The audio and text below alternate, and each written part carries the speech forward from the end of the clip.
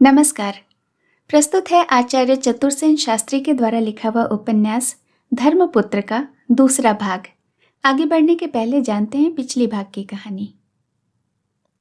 Doctor अमृत राय अपने dispensary में रहते हैं, तभी एक बुजुर्ग नवाब मुश्ताक अहमद उनके क्लिनिक में आकर अपना परिचय देते हैं कि वो डॉक्टर अमृत राय के स्वर्गवासी पिता के मित्र हैं। नवाब साहब डॉक्टर से अपने पिता की पुरानी दोस्ती का हवाला देते हुए कहते हैं कि वे उनसे कुछ ज़रूरी बात करना चाहते हैं और उनसे दूसरे दिन एकांत में मिलने की मोहलत मांग लेते हैं। दूसरे दिन बुजुर्ग अपनी सुंदर जवान और अविवाहिता पोती को लेकर आते हैं और उनसे कहते हैं कि उनकी पोती का विवाह आने वाले समय में तय हुआ है, पर वह गर्भवती है। बुजुर्ग कहते हैं कि वो मसूरी में रहते हैं और वो चाहते हैं कि डॉक्टर और उसकी पत्नी उस बच्चे को अपना लें और उसके धर्मपिता बन जाएं। वे लोग उनके साथ मसूरी चलें और जब बच्चा 3 महीने का हो जाए तो वे बच्चे को लेकर वापस आ जाएं, ताकि किसी को इस बारे में कानो कान खबर न हो कि यह बच्चा उनका नहीं है। इसके एवज में वे अपनी आधी जायदाद बच्चे के नाम कर देंगे। हुआ भी ऐसा ही, लेकिन इन सब के बीच में डॉक्टर अमृत राय और नवाब की पोती हुस्न बानो को एक दूसरे से प्यार हो जाता है। हुस्न बानो उन्हें समझाती है कि उन दोनों का मिलना किसी भी हालत में संभव नहीं है और वे दोनों एक दूसरे से अलग हो जाने का फैसला कर लेते हैं। अब सुनते हैं आगे की कहानी। अरुणा देवी पर भी यह रहस्य प्रकट हुए बिना न रहा। उनका शरीर थरथराने लगा, वे बीमार हो गईं, परंतु पति से उन्होंने एक शब्द भी नहीं कहा, न ही शिकायत की। वे घुलने लगी। मसूरी के स्वास्थ्यप्रद जलवायु ने उन्हें कुछ भी लाभ न पहुंचाया। हुस्न बानो ने शिशु को जन्म देकर अरुणा के सुपुर्द कर दिया। इससे उन पर दोहरा भार पड़ गया। पहले जिस भावना से अभिभूत होकर वे इस काम में योगदान देने को तैयार हो गई थी, अब उनमें वह उत्साह नहीं रहा। बालक बहुत सुंदर, जैसे हीरे की कनी हो ऐसा था, पर उस निरीह निर्दोष शिशु के प्रति भी उनके मन में एक विरक्ति के भाव उदय हो गए। इन सब बातों को उन्होंने बहुत छिपाया, फिर भी वे छिपी न रहीं, न हुस्न बानो की नज़रों से, न ही डॉक्टर की नज़रों से। परंतु हुस्न बानो ने इस संबंध में उनसे कुछ बात न कही, न उन्होंने डॉक्टर से ही इस संबंध में एक भी शब्द कहा। जब नवाब ने आधी जायदाद बच्चे को दे दी, तब भी अरुणा के मन का बोझ घटा नहीं, उनका वेदना वैकल्य और भी बढ़ गया। परंतु हुस्न बानो की प्रभावशाली बातचीत से डॉक्टर का मन एक नवीन बल प्राप्त करके कुछ हल्का हुआ और उन्होंने मुस्तैदी से इस दर्द को चुपचाप सहने का इरादा कर लिया।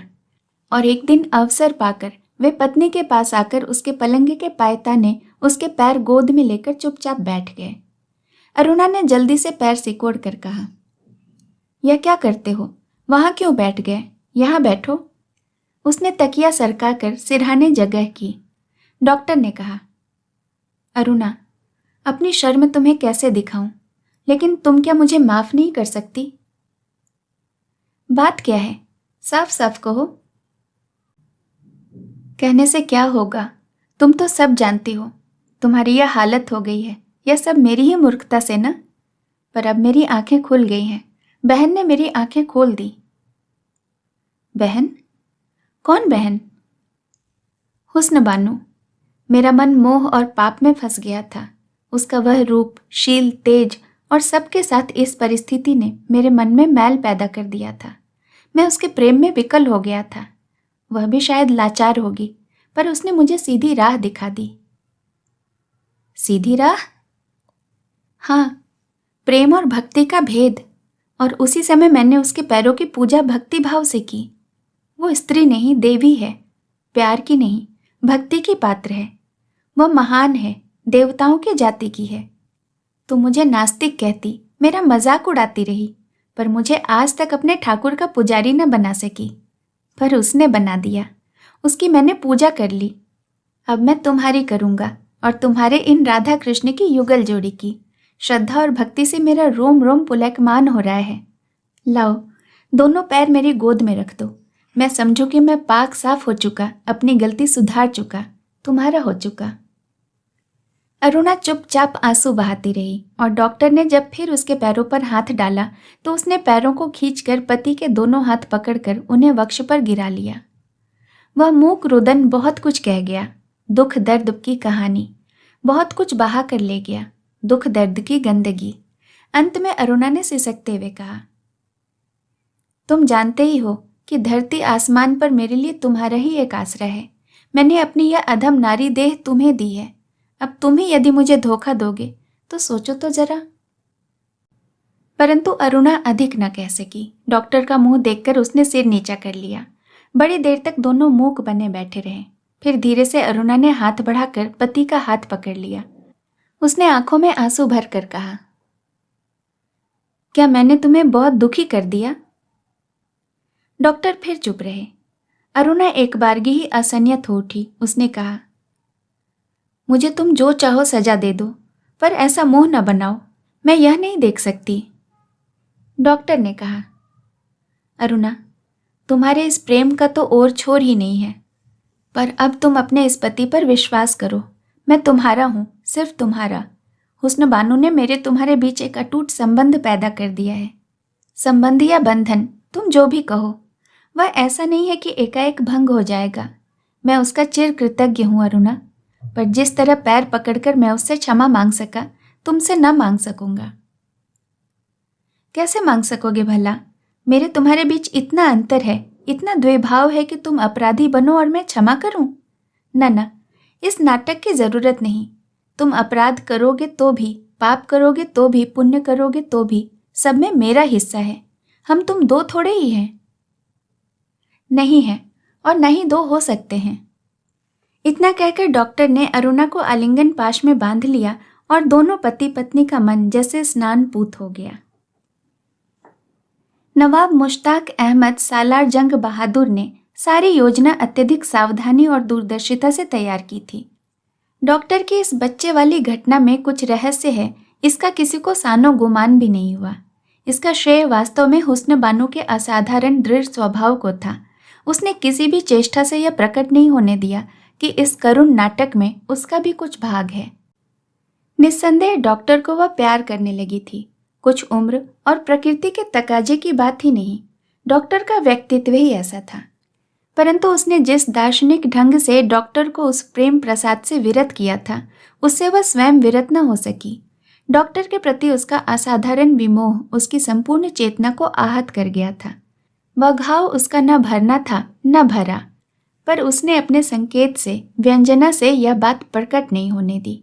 वह जैसे डॉक्टर से विशेष परिचित ही नहीं है, यही भाव करती रही। बहुत कम एकाध शब्द डॉक्टर से मिलने पर वह बोलती। मुलाकात के प्रत्येक सुयोग को वह टाल जाती। प्रपिता के एक आत्मीय के पुत्र के प्रति मर्यादा से जितनी आत्मीयता प्रकट करनी चाहिए उतनी ही वह प्रकट करती थी, और डॉक्टर का भी यही हाल था। डॉक्टर ने अपनी पत्नी से तथा बानू से और अपने आप से भी कह सुन तो बहुत कुछ लिया था, पर बांध कर रखने से प्यासे की नदी के तीर तक जाने की प्रवृत्ति रोकी नहीं जा सकती। फिर भी डॉक्टर ने शालीनता का परिचय दिया था। अरुणा इस अवश्य शक्ति को जानती थी। स्त्री होने के नाते उसे भुलावे में रखना संभव न था, परंतु उसने भी अपने पति और बानू दोनों के ही प्रति अति उदार भाव धारण कर लिया था। इन सब कारणों से एक असहाय कड़वाहट होते होते रह गई और सब काम ठीक ठीक आगे की ओर बढ़ रहा था। निसंदेह नवाब मुश्ताक अहमद की बुजुर्गी और बुद्धि तथा धैर्य ने बहुत काम किया था।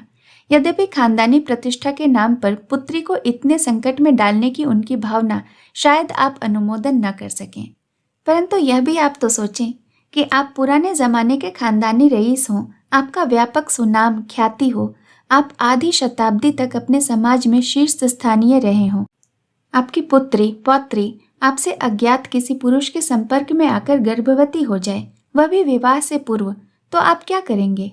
संभव है आप दिमाग का संतुलन खो देंगे और आप उस पुत्री का वध कर देंगे, घर से निकाल देंगे, उसका मुंह देखना पसंद न करेंगे, या आप कोई गुप्त पाप करके कृत्यर्थ पर पर्दा डाल देंगे। पर नवाब ने यह सब कुछ नहीं किया। वह एक बूढ़ा महापुरुष था और उसकी पौत्री हुस्न बानो एक असाधारण बालिका। इसी से यह सब व्यवस्था निर्दोष और विचित्र रीति पर हो गई, जैसा कि नवाब ने चाहा अपने संस्कार के अनुसार। प्रोफेसर साहब को भी नवाब ने अपनी नज़र से दूर नहीं किया। उन्होंने उसे हुस्न बानो से सब संपर्क तर्क कर देने को राजी कर लिया, विदेश जाने को भी राजी कर लिया और एक भारी रकम देकर 5 साल के लिए विदेश भेज दिया। इसके बाद ही उसने डॉक्टर साहब की ओर रुख किया। अलबत्ता इस काम में भी सब कहना सुनना हुस्न बानो ने ही किया।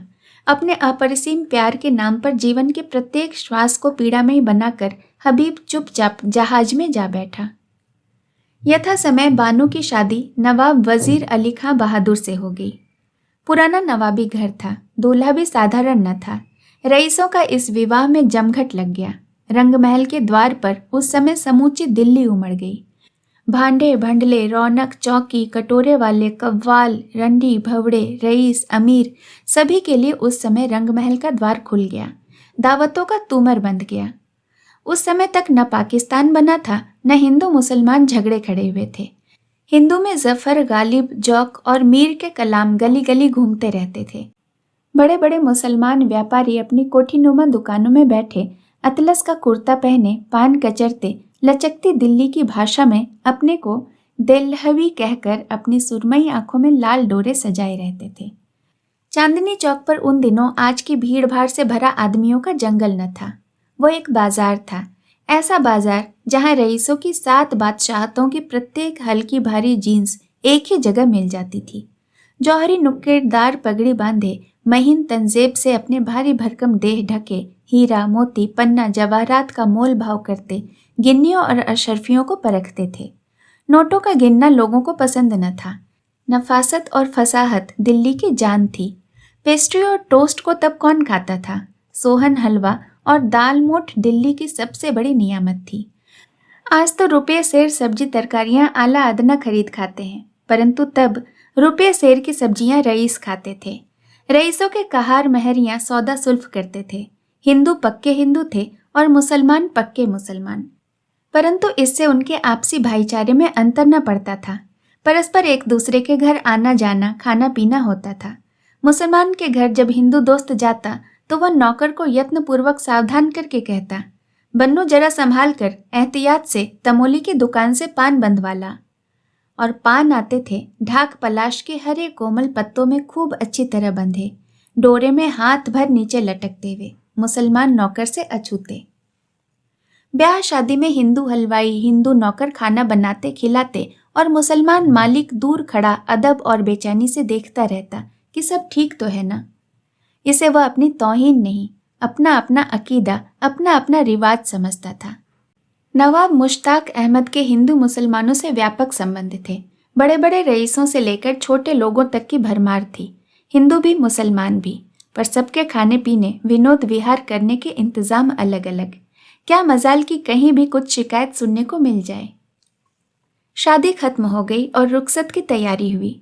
नवाब वजीर अली खान ने 5 लाख का मेहर बांधा और नवाब मुश्ताक अहमद ने अपनी अविशिष्ट समूची जायदाद दहेज में दे दी। सिर्फ रंग महल अपने लिए रख लिया। मेहमान विदा होने लगे। डॉक्टर और उनकी पत्नी शादी में सम्मिलित होते रहे। ज्यों ज्यों विदाई की घड़ी नजदीक आती जाती, हुस्न बानो की बेचैनी बढ़ती जाती। उसे ऐसा प्रतीत होने लगा कि कहीं मेरा धैर्य जवाब न दे जाए, मेरी छाती दुख से फट न जाए। जिस दिन उसे जाना था उससे एक दिन पूर्व उसने अरुणा को एक पुर्जा लिखा। पुर्जे में सिर्फ एक वाक्य था, बहन आज तुम्हारे यहाँ मेरा न्योता है, मुंतजिर बैठी हूँ, कब बुलाओगी? पुर्जा पढ़कर अरुणा को हंसी आ गई, पर डॉक्टर का मुंह सूख गया। अरुणा ने कहा, यह क्या, बानो मांग कर दावत ले रही है? डॉक्टर ने भर्राए स्वर में कहा, चलो हम लोग कहीं बाहर चलें, कहला दें कि घर पर नहीं है। वाह, ऐसा भी कहीं होता है, हमें खुद ही उन्हें दावत देनी चाहिए थी। और वह व्यस्त भाव से दावत की व्यवस्था में जुट गई। डॉक्टर सूखा मुंह, सूखा कंठ और सूखा प्राण लिए बाहर चले आए। अरुणा ने बहुत से व्यंजन बना डाले थे, फिर भी वह व्यस्त भाव से और बनाए चली जा रही थी। हुस्न बानो चौके के बाहर एक कालीन पर बैठी अरुणा का हस्त कौशल देख रही थी और बात भी कर रही थी। अंत में उसने कहा, अब बहुत बना चुकी भाभी, और कितना बनाओगी? उठो, अब मैं भूख बर्दाश्त नहीं कर सकती। उठो उठो, नहीं तो मैं आकर अभी छू दूंगी, तुम्हारा सब चौका खराब हो जाएगा। अरुणा ने हंसती आंखें उठाकर देखा। आंखें तो इस वक्त बानो की भी हंस रही थीं, पर वे फूली भी अवश्य थीं। अरुणा ने उसके भाभी संबोधन से अप्यायित होकर कहा, बस जरा सा और है। नहीं नहीं, बस उठो। अच्छा अच्छा, एक यह चीज और, मेरी रानी जरा तो ठहरो। बानू ने हंसकर कहा, तुम्हारा रानी कहना मुझे बहुत भाया भाभी, और तुम्हारे भाभी कहने से मैं तो निहाल हो गई। अरुणा चौका छोड़कर उठी। हुस्न बानू के लिए उसने खाना परोसा और कहा, खाओ रानी जी, गरीब का रूखा सूखा। ऐसे कैसे खाऊं भाभी, तुम भी तो बैठो, लाओ अपनी थाली। मैं जरा ठहर कर खा लूंगी। नहीं, यह न होगा। नहीं रानी जी, तुम खाओ। नहीं भाभी जी, आप भी आओ।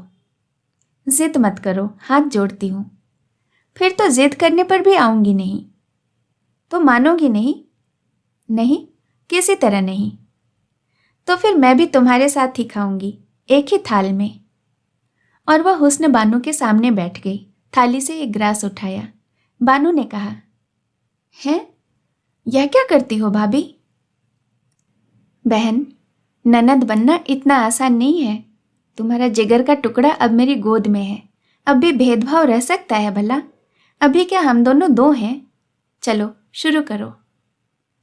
लेकिन भाभी, सोचो मत, यह एक पवित्र काम है, पुण्य है। जब तक मैं तुम्हारे साथ नहीं खाऊंगी, तुम्हारे बेटे को अपनाऊंगी कैसे? लेकिन भाईजान सुनेंगे तो क्या कहेंगे? खुशी होंगे। तो भाभी, जैसा तुम्हारा हुक्म। उसने ग्रास मुंह में डाला और आंखों से गंगा जमुना की धार बह चली। अरुणा ने कहा, यह क्या करती हो रानी जी? फिर कब मुझे नसीब होगा तुम्हारे साथ खाने का अवसर? हंसकर खाओ, नहीं तो रूठ जाऊंगी मैं। तुम न रूठना बहन, खुदा भले ही रूठ जाए। बानू ने आंसू पोंछ लिए। तो अब हंस दो बस। बानू हंस दी। अरुणा ने एक बड़ा सा कौर बानू के मुंह में ठूंस दिया। बानू ने कहा, अब मेरा कसूर नहीं है भाभी, ईमान अपना तुम्ही ने बिगाड़ा है।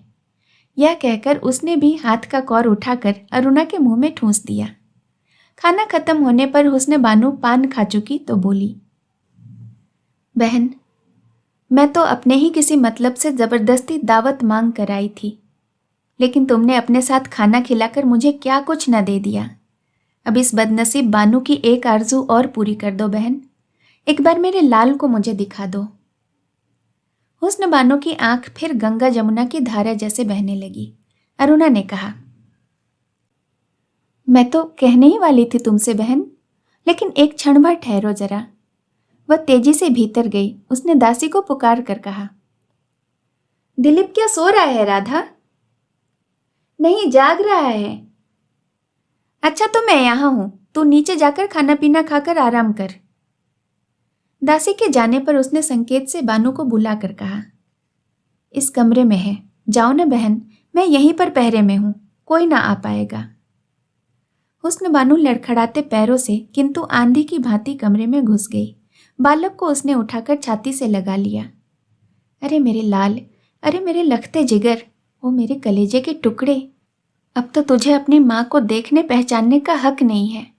या अल्लाह, यह कैसी दुनिया है। मगर खैर, तू सलामत रहे। लाख जंजीरों में बंधी रहकर भी मैं तुझे देखती रहूं, अपना न कह सकूंगी तो भी तू मेरा है, तू मेरा है मेरे लाल। उसने बालक के सैकड़ों चुंबन ले डाले, उसे जोर से छाती से लगाया और बालक रो पड़ा। अरुणा ने देखा कि हुस्न बानू बेहोश होने लगी है। उसने उसकी गोद से बालक लेकर बानू को पलंग पर लिटाकर उसकी गोद में बालक को लिटा दिया और उसके सिरहाने बैठकर जांघ पर उसका सिर रखकर अंगुलियों से बाल सहलाने लगी। नवाब वजीर अली खां माशाअल्लाह एक दिलचस्प फिगर थे। वे दिलफेक रईस थे, पुराने टाइप में नए फैशन का एडिशन।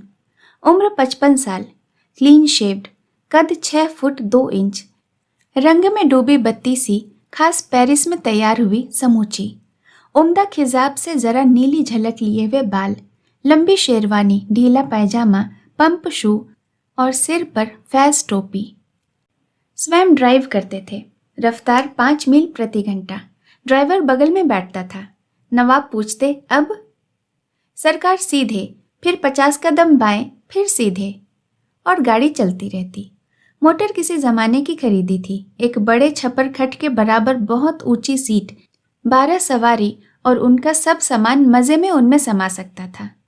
उस जमाने में स्टेशन वैगन ईजाद नहीं हुई थी। रईसों की कारें यूं ही ग्रैंडिल हुआ करती थीं और इसी मस्त चाल से झूमती चलती थीं। नवाब की 3 महल पहले थीं, चौथी यह हुस्न बानो। पहली थी एक बुढ़िया दयालु मरीजा। नवाब जब तब सिर्फ खैर सल्ला पूछने उसके पास जाते, घंटे आधे घंटे बैठकर चले आते, बस। रहती थीं सब अलग अलग। दूसरी थी जरा ठाठदार, नाम था जिनतुनिसा बेगम। बड़े बाप की बेटी थी, इकलौती। लाखों की संपत्ति, कोठी और नकदी बाप के उत्तराधिकारी में मिली हुई थी। बाप जिंदा नहीं थे, बूढ़ी माँ थी। माँ के पास ही बाप की कोठरी में रहती थी। उम्र थी कोई 35 के करीब। रंग खूब गोरा, दुबली पतली, मिजाज की तेज और जबान की तीखी। आजकल नवाब से झड़प चल रही थी। नवाब ने तलाक दे दिया था और बेगम ने 2 लाख रुपए मेहर की डिग्री ले ली थी। बोलचाल बंद थी यह नहीं कहा जा सकता। नवाब साहब ऐन ज़रूरत के वक्त उनके महल में जाते, खासकर जब रुपयों की कुछ ज़रूरत होती। तब थोड़ी झड़प होती, मान मनोवल होता और नवाब अपना मतलब हल करके तशरीफ़ ले आते। मगर बेगम रहती थी खूब चाक चौबंद, चौकस, पहरे चौकी से मुस्तैद। तीसरी थी एक यूं ही, कोई तवायफ थी, कमसीन और खूबसूरत भी, लेकिन रजील, तबीयत से भी और खसलत से भी। नवाब वहाँ रोज रात को जाते, शाम का खाना भी वहीं खाते, शराब पीते, गाते बजाते और कोई 2 बजे तक चकल्लसबाजी करके दरे दौलत लौट आते थे। सोते थे मुकर्रिरा अपनी कोठी में अकेले, कमरे में ताला लगाकर, जबकि 2 संगीनधारी सिपाही रात भर पहरा लगाते रहते थे। गरज बेखबरी में अपना कीमती जिस्म कभी किसी बेगम पर रहमो करम पर नहीं छोड़ते थे। नवाब में बहुत गुण थे, कुछ हॉबी थी, कुछ सनक थी। सनक क्या, पूरे सनकी ही थे। पहली बात तो यह थी कि आपका ख्याल था कि वे हिंदुस्तान के सर्वश्रेष्ठ गायक हैं। हिंदुस्तान का कोई गवैया उनका मुकाबला नहीं कर सकता। वे हारमोनियम भी बजाते थे और गाते भी थे। यदि आप उनके गाने की तारीफ कर दें, फिर कोई चीज़ नहीं जो नवाब साहब आपसे न वसूल सकें। आप गाते थे गला भींचकर, बिल्कुल बारीक बांसुरी की जैसी आवाज़ गले से निकालकर और हारमोनियम के स्वर्ग में मिलाकर, और इसे आप एक कमाल कहते थे। दूसरों से भी यही कहलाना चाहते थे। जो ऐसा नहीं कहते थे, नवाब उनसे सख्त नफरत करने लगते थे। दूसरी हॉबी थी उनकी फाउंटेन पेन इकट्ठा करने की। कबाड़ी की दुकानों पर पुराने फाउंटेन पेनों की तलाश में आप चक्कर काटते, मौका पाते ही खरीद लाते और फिर दिन भर उनकी मरम्मत करते रहते। दर्जन 2 दर्जन भर फाउंटेन पेन उनकी जेबों में भरे रहते और आप दोस्तों में बड़े शौक से उन मरम्मतशुदा पेनों को बांटते रहते थे। उनकी मरम्मत का गुर भी वे दोस्तों को बड़े शौक से सिखाते थे। तीसरी सनक थी उनकी सिनेमा स्टार बनने की। वे चाहते थे कि वे सिनेमा स्टार बने। उनके ख्याल में आला दर्जे के स्टार बनने के उनमें सब गुण थे। वे अरसे से एक फिल्म प्रोड्यूसर बनने की धुन में थे, परंतु कामयाब नहीं हो रहे थे। खर्चीले 1 नंबर के थे, मगर रियासत बुरी तरह कर्जे से लदी हुई थी। तहवील का रुपया इधर उधर उड़ जाता था। जेब हर वक्त खाली रहती थी। यार लोग खूब खाते उड़ाते। नवाब को बार बार जीनत महल के सामने हाथ पसारना पड़ता था। नवाब के दोस्त लोग बहुत थे। वे सब दोस्त मुलाकाती नवाब रईस ही न थे। जो उनके गाने के मुश्ताक थे, वे सब उनके पक्के दोस्त थे। नवाब बेतकल्लुफ दोस्तों के घर जाते, बैठते, सिर्फ घंटों ही नहीं, दिन दिन भर। कभी कभी नवाब की एक एक मुलाकात बाहर से 18 घंटों तक की मुलाकात हो जाती थी। मुलाकात के लिए दोस्तों के घर आप जाकर वहीं रूखा सूखा जो मिलता खा लेते और झपकियां ले लेते, या फिर बाजार से खाना मंगाकर उन्हें भी खिलाते, आप भी खाते। सिनेमा ले जाते और एक एक दिन में 3-3 शो देखते। रात को 1 बजे आखिरी शो देख दिखाकर दोस्तों को अपनी उसी खपरखट नुमा कार में उनके घर छोड़कर कोई 2 बजे अपने घर आकर सो जाते थे। यह प्रायः नवाब की दिनचर्या थी। नवाब का कोई लड़का बाला न था। बदनाम करने वाले लोग कहते थे कि नवाब किसी काबिल ही नहीं, बेगमों से हंसी दिल लगी, गाने बजाने, सिनेमा दिखाने, खाने पिलाने तक ही ताल्लुकात रखते हैं। मगर नवाब जब कभी बात सामने आती तो अपनी कुव्वत मर्दानगी का खूब बढ़ा चढ़ाकर जिक्र किया करते, आजमाइश करने वाले लोगों को चैलेंज करते। ऐसे ही थे हमारे लायक फायक रईस नवाब वजीर अली खां बहादुर, जो हुस्न बानो के शौहर हुए। रोज़ा नमाज की मजहबी इल्लत से पाक साफ थे। हाँ, दान खैरात फराख दिली से करते थे, दोस्तों को दावत देने की कोताही नहीं करते थे। इस उम्र में शादी करने पर भी नवाब ने धूमधाम में कोई कसर न रखी। हफ्तों तक दावतों, मजलिसों और नजरानों तोहफों का दौर चलता रहा। खूब जलसे हुए, गाने बजाने हुए, बोतलें खाली हुई। नवाब ने 2 लाख रुपया शादी पर खर्च कर दिया।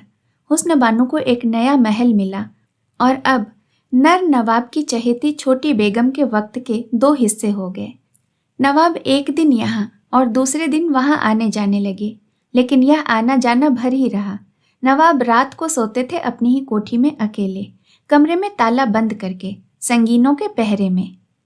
आप पूछेंगे यह क्यों?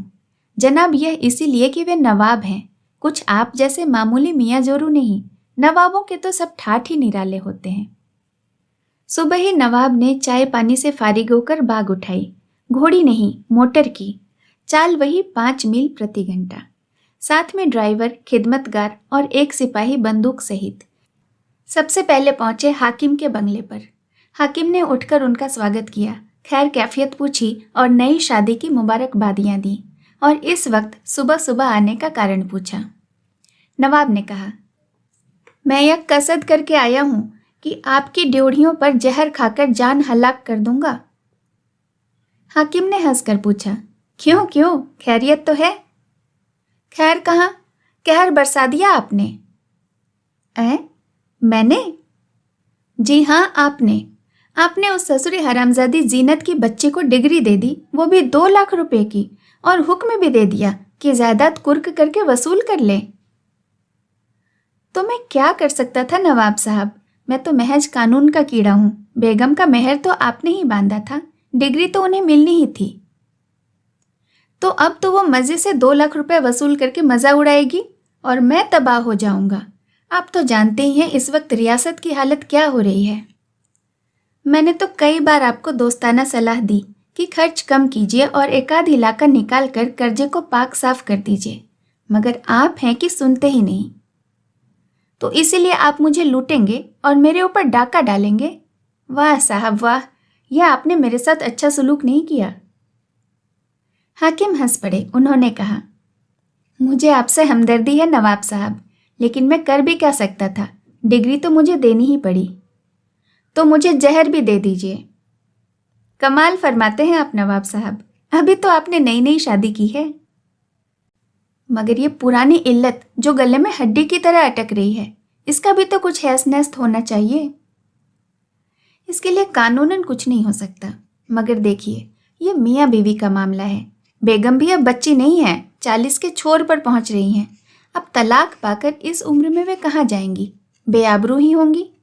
और आपसे अच्छा शौहर उन्हें कहाँ मिलेगा। मेरे ख्याल में आप बेगम से सुलह कर लें। मिजाज उनका तीखा ज़रूर है, मगर आप तो फौलाद को भी नर्म करने की हिकमत जानते हैं। जी हाँ, जानता तो सब कुछ हूँ, लेकिन आप भी तो कुछ कीजिए। मैं क्या करूँ? तलवार तो आपने ही चलाई है, अब मरहम भी आप ही रखिए। कहिए मैं क्या कर सकता हूँ? बस आपने जो इस वक्त मुबारक बातें कही हैं ना, वही चलकर बेगम से कह दीजिए। यह हकीकत ही है कि उस जैसी नकचड़ी औरत को मेरे जैसा आदमी नहीं मिल सकता, चिराग लेकर ढूंढे तो भी नहीं। तो यह तो मियाँ बीवी का मामला ठहरा, मैं क्या करूं? आपको ही कहना होगा, वह भी जरा नमक मिर्च लगाकर। लेकिन आप भी तो उन्हें रिझाइए, बहलाइए और मनाइए। बाखुदा आप एक बार चले भी तो मैं सब बानक बना लूंगा। हाकिम ने स्वीकृति दे दी तो नवाब ने कहा, अब देर की सनद नहीं है, अभी अभी चलिए, कचहरी की तो आज छुट्टी ही है। हाँ छुट्टी तो है, लेकिन अब यह आपकी ज्यादती है हुजूर, उठिए और अभी चलिए। नवाब की बात हाकिम टाल न सके। कपड़े पहनकर मोटर में जा जमे। मोटर चली उसी तरह 5 मील प्रति घंटे की रफ्तार से। ड्राइवर राह दिखाता चला। नवाब ने व्हील हाथ में लेकर कहा, खबरदार रहो, देखो सामने कौन है। उन्होंने चश्मे से घूर कर सड़क पर नजर फेरी। गधा था हुजूर, खिसक गया एक और। लेकिन अब? बस अब जरा और बाईं ओर बढ़कर। मोटर आहिस्ता से बाईं सड़क पर जा मुड़ी। नवाब ने कहा, लेकिन अब वो नामकुल साइकिल वाला? हॉर्न दीजिए हुजूर, ब्रेक क्यों लगा दिया? हाँ, अब दाहिनी ओर मोड़कर सड़क पर, नवाब ने कहा। अब बस सीधे। नवाब ने संतोष की सांस ली। नवाब अंत में जीनत महल की ड्योढ़ी पर जा पहुंचे।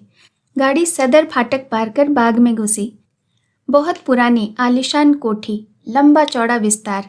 आखिर ड्योढ़ी पर कार रुकी। ड्योढ़ी पर 10-12 सिपाही हथियार बंद मुस्तैद।